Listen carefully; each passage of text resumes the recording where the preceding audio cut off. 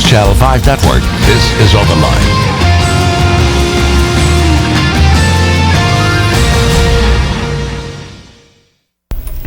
Hello everyone, welcome to OpenLine. Great show tonight. This is one of my favorite times of the year. It is time for the Nashville Film Festival. And tonight we are going to delve into the festival, see what is out there, see some of the great films that all of us will have a chance to go and view. And we are very happy to have with us Brian Owens, the artistic director from the Film Festival. Brian, thank you for being with us. Glad to be here, Ben. Thanks for having me. Very busy time, I know, for you. Oh, it is. It is. It starts Thursday. Yeah, this Thursday. First movie goes off at 5:30. 5:30, and I want to give people just a sense of what it is. I have said I take time off. I mean, I love it. I take a few days off and I go and I look at movie after movie and I just have a great time. Yeah. And so what's different about the film festival this year? Well, there's a lot that's changed. It's a really exciting year. For the first time ever, we've gone from 8 days. Again, we start on Thursday the 17th. In past years, we'd always close the next Thursday. This year, we've expanded to 10 days. So we'll be closing the following Saturday. So there's actually 2 weekends to enjoy. So if your work week's just too crowded, now there's 4 weekend days that you can join us. So we're excited about that. And along with that growth, we've expanded from our flagship theater, which is the Regal Green Hills Cinema, to downtown at Walk of Fame Park, where we're constructing NAF Cinema at Walk of Fame Park. It's going to be a 30-foot outdoor screen. Thanks to a generous gift from the Frist Foundation, we own all of our own equipment. There's going to be movies every night after the sun goes down. There's going to be live music, the Stella Artois pop-up pub for the grown-ups. So there's a lot that's going to be going on and a lot of new things this year. So we're really excited about that. Because Nashville has this international reputation now. It's this it city. And so it is great for the film festival to be able to move downtown and have that identity with downtown. And so when we're talking about moving downtown, expanding the days, how many people come through? How many people see these films? What kind of audience are we talking about, you know, as far as just the draw, the people that will be coming here? Yeah, you know, it's interesting because last year, being just at Green Hills, our attendance was about 28,000, between 28 and 29,000. And just based on ticket sales numbers we have so far, we're projecting that alone to grow up to between 32 and 34,000. So if we didn't even add the downtown component, we're looking at that level of growth. It's kind of a hit and miss. We have no idea what it's going to look like downtown, but because we're on that second weekend, and that's the weekend of the marathon, when we know a lot of people come in from out of town, and we plan on doing events to invite them to join us in Walk of Fame Park, there's the chance of us reaching 6 figures this year, brushing up at least against 100,000. That is if we get everybody to join us at least for, you know, a couple hours a day, or even just to pop by and see a short film with us. The atmosphere downtown really is sort of pop in, pop out, unless you really want to sit down and take in our last movie of the night that'll start after sunset. Like I said, there we want you to settle in. But you can join us for 15 minutes, have a beer, and watch a short film in the pub, or soda if beer's not your thing. But I mean, we don't really know, but we think it could be really, really massive. That's excellent. And what I want to do in this hour is just kind of go over some of the films that are out there. So if people do want to pop in for one film, they can pick one, or they could, you know, they could get a what I get, one of these passes, and go over and over and over, and that's such a great value. I love doing that.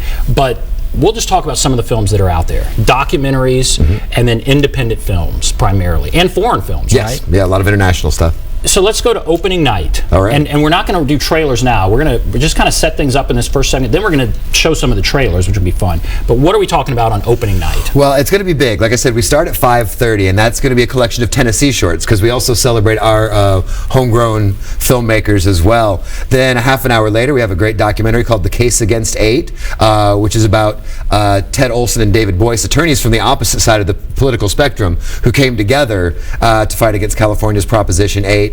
Then at 6:30 is when things really pick up. We have a film called Chasing Ghosts, which stars Tim Meadows, Francis Conroy, Robin Lively, and W. Earl Brown. That was all made right here in Nashville.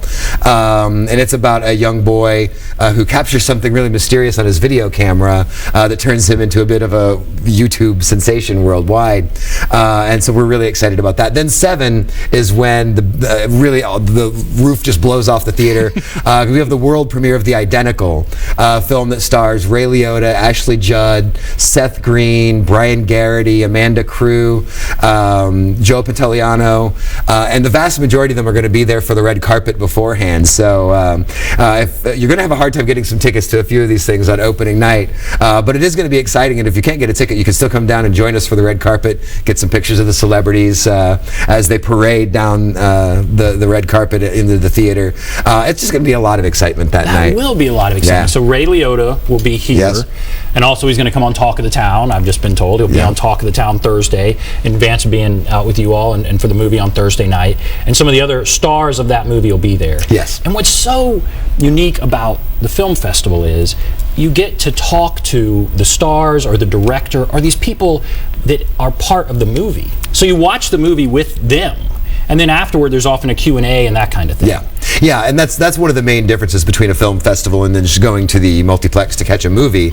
You don't get to ask the director of Spider-Man 2 a question after it's over if you had one. But at our festival, you actually can ask a question if there's something that came up that you wanted to know more about. Ironically, I should say that my first year here, the director of Spider-Man 2 was at the film festival, and you could have asked him a question, but he was here with a much smaller movie at that time. Not with Spider-Man 2. Not with Spider-Man 2. But that's also part of the fun, is that a lot of times you don't know these young filmmakers that you're talking to. They may be directing the big blockbuster just 5 years later, as was the case with Mark Webb when we had him here in 2009, and now after the festival, Spider-Man 2 comes out. So you had the chance to talk to him back then. Might be too big for it now. But, so The Identical, that's one of the major movies. Certainly big stars associated with big stars and a world premiere, which we're really excited about. And a world premiere. We're going to show the trailer, not now, but in a minute. We're going to show the trailer. And then the other thing, documentaries. Yeah. I love documentaries. What you have here are movies where people have put sometimes years of their life, often years of their life, into researching a topic, into putting all of this information together, and there we can consume it in an hour and a half or whatever. And these documentaries, you just don't get to see those in a lot of places. No, they are rarer. They're harder to find in theaters for sure, and that's one of the things that makes a film festival exciting too, is it is that opportunity to get a glimpse of something that isn't just going to be on your big screen all the time, and in some cases may have a hard time finding it to the TV screen, not because they're not of high quality, but as we know, sometimes high quality means a smaller audience because they're not trying to appeal to the broad mainstream. But yeah, the documentaries, along with the Case Against State, which I mentioned, also on opening day, we have a fascinating documentary called Happy Valley. I know there's got to be some Vanderbilt football fans out there, and we all know where our former coach went. That was to Penn State with those moving vans in town that kind of set some people off. Right. And I believe on his way out, he talked about the fine football culture at Penn State. But Happy Valley begs to differ, that it was indeed the culture of football there that led to the victimization of some of the young men as a result of the Sandusky scandal. So this is a documentary that explores that. But they're not all heavy material either. We've got a really inspirational one that I want to make sure people have the chance to come out and see, called The Starfish Throwers, about 3 different individuals who found themselves inspired to help fight hunger. But one of the things we're most excited about with that film is we're partnering with Second Harvest, so that on Saturday, April 19th, if you come to the film festival, Starfish Throwers plays at 1:15 on that day. If you bring a canned food item or a donation for Second Harvest, we'll hand you a voucher to see the Starfish Throwers, or if you prefer, any other movie in the festival that still has open seats. Oh, so, that's great. Yeah, we're going to use the festival to spread the love, and like the people in the movie, we're going to do our part to help fight hunger. So that's just one of those things that documentaries do. That's great. Okay, if you want to call in, there's the number 737 plus 737-7587. We'll take a call right now. Brian. Hello, Brian. Hello. Hello. What's on your mind? Well, I am a big movie buff and always have been, and I was just wondering how someone becomes an artistic director of a film festival. Did you grow up watching movies? Did you work your way up? Or how does that happen? And I'll hang up the list. Ben, I'm a big fan of your show, and I want to congratulate you on winning your Peabody. Oh, Brian, thank you very much. Thank you. Yes, and congratulations. All right, thank you. Well, Brian, it is a good question. I always have a laugh with my sister who lives in Miami. She still can't believe, in her words, you get paid to watch movies, and I do. But it's not an easy thing to do. I actually did study film at Indiana University, and even I fell into that by fluke, to be honest with you. I took a film elective, and just the light bulbs went off, and I knew that I needed to do something in film. I started out thinking I was going to write movies and found out I was better at watching them than I was writing them. So what happened, in all honesty, Brian, is I was inspired by a trip that I took to the Toronto Film Festival back in 2002. And at the time I lived in Indianapolis, and I wanted to recreate something like that. We had a film festival in Indianapolis at the time called the Heartland Film Festival, and I applaud them. But their mission was directly to celebrate movies that uplift the spirit, and I see nothing wrong with that. But that's going to exclude some movies that I really like Old Boy, or some of the darker cinema. So I wanted something that could celebrate both the light and the dark. So we actually founded the Indianapolis International Film Festival, I and a few supporters, and a fine gentleman named Jeremy Ephraimson, who wrote a check to get us off the ground. So I kind of stumbled my way into it in a little way. But yeah, it does take watching a lot of movies, knowing how to watch movies, and then eventually, honestly, a lot of networking and getting to know people in the industry so that you can get some of the bigger films to come along. And those bigger films are always fun, but they also are important because they establish the groundwork so that there's not as much pressure for a movie about Bolivian salt flat workers to have to sell out to maintain the finances of the festival. And do you go to Sundance, and you mentioned Toronto? I mean, do you go to all of these film festivals and say, oh, that's one I want, and then you have to somehow sign a deal, I guess, to get that film here? There's a lot of wheeling and dealing or just logistics involved here. Yeah, there is a lot of that. Sundance and Toronto are the two major ones for myself. Professionally, some of my friends, they have bigger budgets at their festivals. We'll get to go to places like Cannes or Hong Kong. Someday, we hope to be able to do those things as well. But yeah, and part of that, especially with Sundance being so close to the end of our call for entries, I'm really looking when I go to Sundance to fill some holes. A lot of times, even with the number of entries, and this year we had 3,100 entries submitted to the festival, you still may find that there's not enough Asian cinema at this time. So I might go to Sundance looking for something to fill that gap. And that's the case. Anymore, though, I will be honest that when I go to Sundance, a good portion of the films have already been submitted to us. They know that we're a couple months after, and our reputation has been growing enough that, we talked to documentaries a little bit earlier. We do have the film Whitey, the United States versus James J. Bulger, about the famous Boston gangster, and it's directed by Joe Berlinger. And he always world premieres at big film festivals, but always has a soft spot for Nashville because in our 45-year history, nearly every film he's ever made is played here.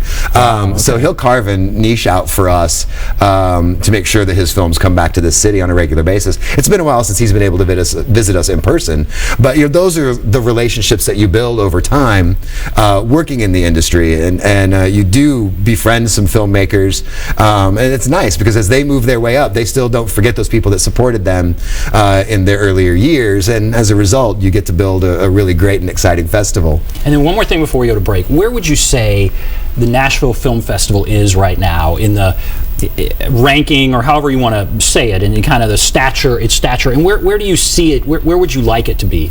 Would there be a time we could attain the same kind of stature as a Toronto, or do we even want that? It's an interesting question. It's something that we talk about on a year-to-year basis. We want to be the best Nashville Film Festival that we can be, obviously. A lot of festivals will try to say, we're the Sundance of the Southeast, or something like that. That's not really what we want to do. And as far as being as prestigious as Toronto or Sundance, I don't know. I mean, I would love it if everybody knew us as well as they know Toronto and Sundance. But I will say that sometimes when I go to those festivals, there's so much going on, and so little of it has to do with actually sitting down and watching the movies that I don't know if I want that part to be part of what we do. I like the live music, and we do a lot of great live music, and I think there should be a lot of things to do other than going to movies when you're talking about a high-end and great film festival. But I think it still needs to make sure that that's always at the heart of what's going on. And so we want to make sure that we maintain that accessibility no matter how big we get. I don't ever want to have a festival where my fellow Nashvillians can't get a ticket to anything anymore because everyone from everywhere else is coming in and getting all of the tickets. Toronto does do a good job of that, but of course Toronto's a city of like 8 million people, so they can have, and I'm not exaggerating, they can have 32 screens running at the same time all around the city. That's something that kind of overwhelms me just trying to think about operating that. So I don't know if I want 32 screens at the same time, but they can do it, and good on them. And maybe someday we'll grow to where that won't seem so overwhelming. All right, we're going to take a break. Then we're going to come back, and we are going to start looking at some of the trailers of some of the movies that you will be seeing at the Nashville Film Festival. If you want to call, there's the number 737+, 737-7587. Take a break. Be back right after this.